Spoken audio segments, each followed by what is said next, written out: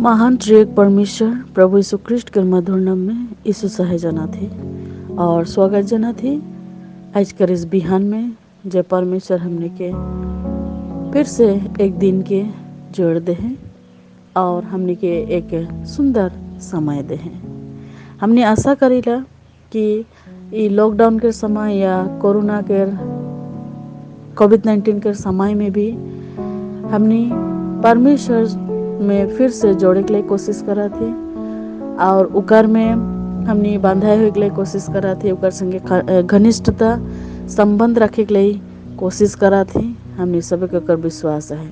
हमने जानीला इस सारे दुख से बीमार से एकमात्र परमेश्वर ही चंगाई करे पड़ेला, परमेश्वर ही हमने के सुरक्षा रखे पड़ी, उकर अलावा उकर बाहर के हो हमने के नहीं पार पाए।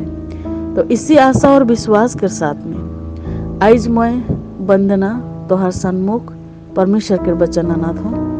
जैसन आज कर बिहान के वचन लिखा थे भजन संहिता 47 नंबर के 7 से 9 पद तक अब हमने सुनबे। ताकि परमेश्वर सारी पृथ्वी के महाराजा है के सोच बूझ के बुद्धि से भजन गवा। परमेश्वर जाति जाति में राज करेला। परमेश्वर अपन पवित्र सिंहासन में विराजमान है। राज्य राज्य के समस्त अब्राहम के परमेश्वर के प्रजा होए के लिए इकट्ठा हो है, ताकि पृथ्वी के ढाले परमेश्वर के बस में आहे। वो तो शिरोमणि है के। धन्यवाद हो परमेश्वर के इस वचन के लगन से।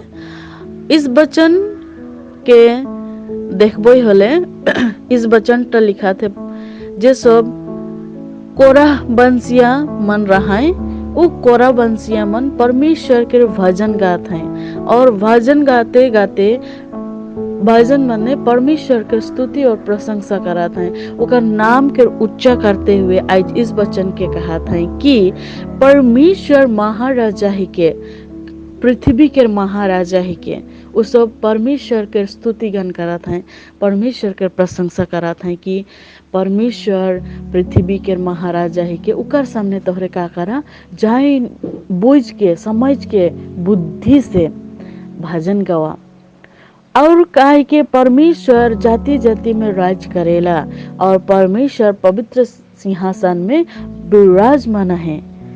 तो आवा आज हमने इस महाराजा के बात के हमने बतिया बोई जैसन आज संसार में के हो एक परमेश्वर के दास जेखाना हो ना अथवा हमने के जेखान